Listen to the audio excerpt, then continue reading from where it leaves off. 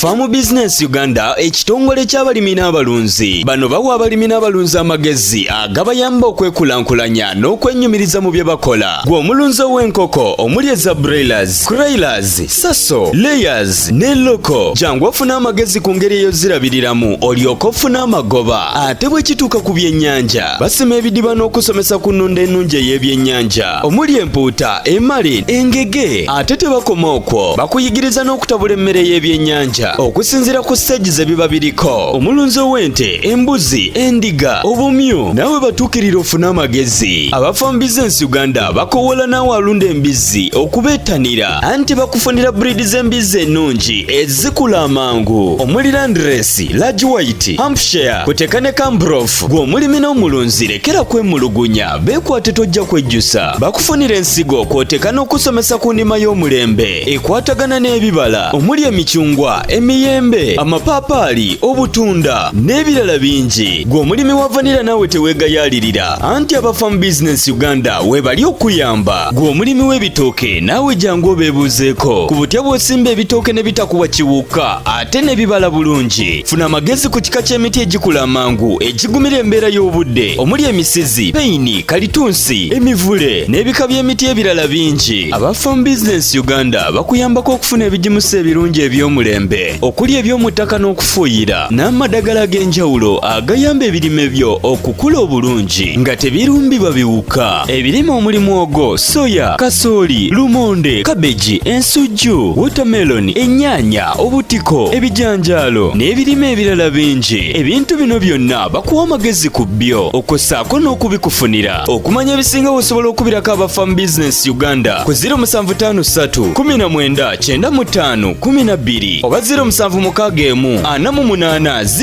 0004. Osobola n'obafunira ku WhatsApp ku 0752 83 84 89. Farm Business Uganda, farmer to farmer, mulimi ku mulimi.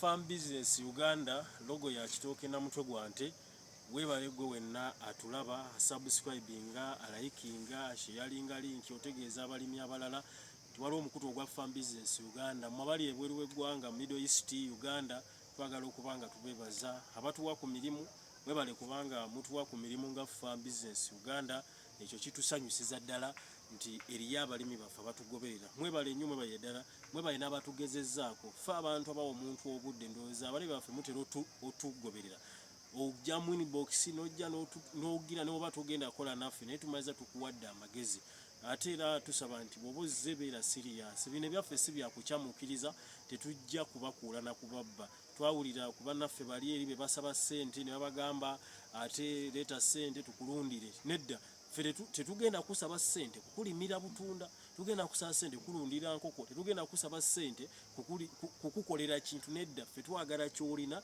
kyoba oteeka ekintu kyo tuveemu obufere n'okubbibwa tuleme okubeera abantu abanyagibwa mu bintu by'ekisirusiru na Uganda okutuuka okubeera nga tulinga abantu abatamanyi kye twagala. Omuntu tasobola kulundisa nkoko nti leeta ssente nze nkulundire mba tesobola kunnimisa kintu kyova mbaga nti lima ekintu nawe ky'omanyika akatale we kali so tulima kintu mbugundi yantegeerera ekintu ekyo kibi era kibi tetwagala kubanga abalimi baffe tubbiwa n'okuferwa. Kati Farm Business Uganda ffe tetugamba nti tetubisobola bikola tusobola era namwaga musobola okunoonyeza ettaka tusobola okukonyeza naye liba liryo n'endagaano ebeera yiyo nti munoonyeza ettaka wenjagala okulima oba eka bweziti ettaka eyo libeera liryo teribeera lyaffe era n'endagaano ekolebwa nti gundi maali ya mubaani ye yapangisiza ettaka lino ku lw'ensonga z'okubanga atandika okulima akatunda oba okulunda ekirime kyonna. Kakati ng'onaalima akatunda biki by'olina okugoberera?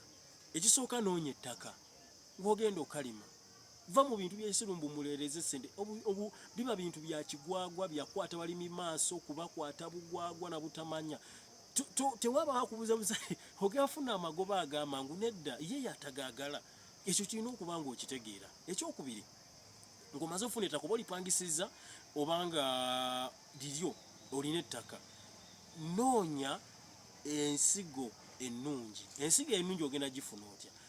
Ensigo ennungi ogenda kugifuna ku bantu abakolaganikika nabo oba abantu abategeerekeka nti nga si bya kifere nga si bya tutera okugamba abantu abamu batulondola tubagamba nti naye oso tugattaganya n'omuntu wa famire yo lwaki ebyo byetunoonya twagala mazima nti omuntu wa famire yo amanye ekintu ekikolebwa ku faamu yo omuntu wa famire yo ategeere nti bano ye bakola ku faamu ya farm business Uganda so si bintu byansiru kati bali bagamba omuntu watambula obutambuzi yabba kakati tumaze okuzuula nti oli ayinza n'oteekawo office n'akubba n'afuna license mu gavumenti naye n'amaliriza nga akubye oba oli kuba okitegeera ayina office olina bosanga naga ze sesiga abantu kubanga company abantu babbi abantu tebanyoza kati abalina amaka mutuukawo nga ne galiko kufulu ebisakati biriko kufulu na buli kimu kiriko kufulu nga naye we bali bababbira kakati noonya abantu abalungi abakolaganikika nabo bomalo noonya abantu abalungi abakukubanga okolaganikika nabo jukira bona noonya abantu abalungi bebagenda okuba n'ensigo ennungi oyo ginoonya mu bantu abalungi si bano twalamu kino kikolanga kineeno nga kalango ke twawulira naye omukazi oli yali mugezi agamba nti twala bine mubize zayo zenjagala kiri kati olina okumanya kiti oyagala bwe tugaa nti akatonda ka UPF 12 oba UPF 14 tulina omuntu alina okakunnyonnyola nina we nagenda okugula esaati nze nali simanyi ekisiwaali simanyi ekisiero bikinzi nga sibitegeera naye oli nagaa nti iba nnene nnyo siso agiguza naye nga yekala gye twali twagala mu biseera byali bya mikolo gye bayita ekanchoge esaati nga twagala esaati esitaka wansi wamala nga ziri mu gundi egi mu kala yemu esaati naye nga azagala mitwalo 5 kati nga twagala we twaluka ng'oli yalina 7 naye nga twagala egi ne tukawaalira gye naga eyo nnene sola gibawa oba oli kubanga okitegeera kati noonya omuntu ng'asobola okukulumirirwa n'akwagaziswa naga nti ensigo ennungi noonya ensigo ennungi tu manya wosobola okujja amadagala amalungi baani bokolagana mu maduuka ki okolagana mu madagala amalungi bokolagana naffe ng'abalimisa tusobola okuba nga tukulaga amadagala g'okukozesa ati kozesa kino naye ate edduuka kikwogenze nti tumanyi nti obufere bungi mu ggwanga omuntu akubba n'ajjako eddagali amu batunda amadagala tebalinga abayindi omanyi omuyindi alina ekintu kimu omuyindi ye bw'alabanga amagoba ge gavuddeyo amaliriza ekintu ekyakirese n'akikulekera ne kasaba nga gyose ne kati Uganda kimala ne kiggwerera ne kibeera expired n'akyusa bukyusa kagundi n'ateeka kakapya tegeera wawojja amadagala amalungi bw'omala okumanya wojja amadagala amalungi n'ebintu by'ogenda okubanga okozesa abakozi bo wabateekateeka bulungi bw'amazima kati ffe tusobola okutendekera abakozi naye ate gweosobola okubanga olina abakozi kuba osobola otulaba ng'olina abakozi abo bakozi bo amazima nga n'ekyebaagala bakimanyi noonya akatale akalungi tetwagala kubbibwa waki twagala abantu mulimu ebintu by'osobola nawe okwefunirako akatale nti bw'omanya nti tugeze mwami James agula obutunda kilo ennusu 6 noonyako otaguleko ebigere olaba ate mukulu Bernard ate yakatunda agula ati ojaga okulaba nga omaliriza ng'oluusi gwe wenyini yawefunira akatale ate akalungi nga tobbiddwa ne tudondoddwa ne tunyagibwa ne tuferebwa ne tuyaayibwa naye nga tuyaayibwa tutya nti dwabutamala kunoonyereza bwe tuyinza kumalako na nsonga zino ez'okulima n'okulunda farm business Uganda ffe twajja kubuusa kyova abalimi baffe bonna betuleeta abali under farm business Uganda tewali gwe tuteeka kuno nga tali under farm business Uganda buli gwe tuteeka kuno ali under farm business ne gwolabanga ali under farm business Uganda waki tukikola bwe tutyo nti buli mulimi era gwe tuleeta oba balimi amaliriza kugenda nti kozesa organic ebijimusa byoganic ebijimusa yaffe bino binnakwavundira kozesa kalimbi lwaki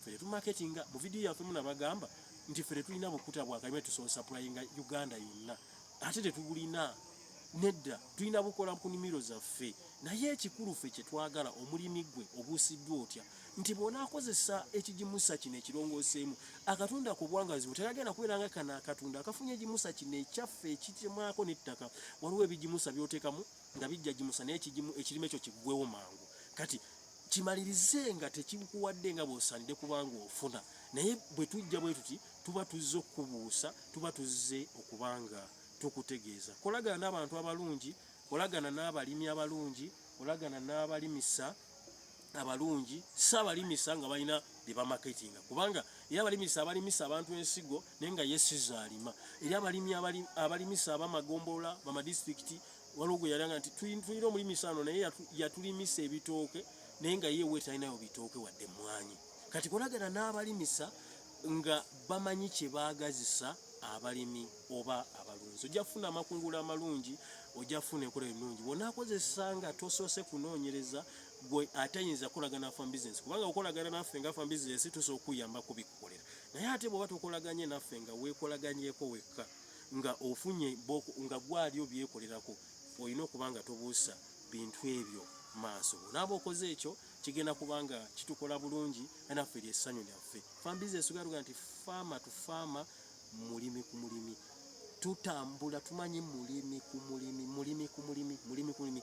Twagala kwagazisa abantu kulima, twagala kwagazisa abantu kulunda, ate era bwe tunaamala okulima n'okulunda tuyagalire mu nsi empya nga tewali akaaba bwavu.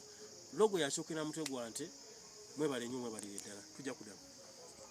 Farm Business Uganda, ekitongole ky'abalimi n'abalunzi. Bano bawa abalimi n'abalunzi amagezi agabayamba okwekulankulanya n'okwennyumiriza mu bye bakola. Gwe omulunzi ow'enkoko omuli eza broilers, crailers, saso, layers ne loko. Jangu ofuna amagezi ku ngeri ey'ozirabiriramu olyoke ofune amagoba. Ate bwe kituuka ku byennyanja, basima ebidiba n'okusomesa ku nnunda ennungi ey'ebyennyanja omuli empuuta, emali, engege. Ate tebakoma okwo, bakuyigiriza n'okutabula emmere y'ebyennyanja okusinzira ku stage ze biba biriko. Omulunzi ow'ente, embuzi, endiga, obumyu, nawe batuukirira ofuna amagezi. Aba Farm Business Uganda bakowola naawe alunda embizzi okubeetanira, anti bakufunira breed z'embizzi ennungi ezikula amangu omuli Landrace, Large White, Hampshire, kuteka ne Cambrough. Gwe omulimi n'omulunzi lekera kwemulugunya, beekwate tojja kwejjusa. Bakufunira ensigo kwoteka n'okusomesa ku ndima y'omulembe ekwatagana n'ebibala omuli emicungwa, emiyembe, amapaapaali, obutunda n'ebirala bingi. Gwe omulimi wa vanilla naawe teweegayaalirira, anti aba Farm Business Uganda webali okuyamba. Gwe omulimi w'ebitooke naawe jangu obeebuuzeeko ku butya bw'osimba ebitooke ne bitakuwa kiwuka ate ne bibala bulungi. Funa amagezi ku kika ky'emiti egikula amangu egigumira embeera y'obudde omuli emisizi, peyini, kalitunsi, emivule n'ebika by'emiti ebirala bingi. Aba Farm Business Uganda bakuyambako okufuna ebigimusa ebirungi eby'omulembe okuli eby'omu ttaka n'okufuuyira n'amadagala ag'enjawulo agayamba ebirime byo okukula obulungi nga tebirumbibwa biwuka. Ebirime omuli mwogo, soya, kasooli, lumonde, kabeji, ensujju, watermelon, ennyaanya, obutiko, ebijanjaalo n'ebirime ebirala bingi. Ebintu bino byonna bakuwa amagezi ku byo okossaako n'okubikufunira. Okumanya ebisinga osobola okubirako aba Farm Business Uganda ku 0753 19 95 12 oba 0761480004. osobola n'obafunira ku WhatsApp ku 0752 83 84 89. Farm Business Uganda, farmer to farmer, mulimi ku mulimi.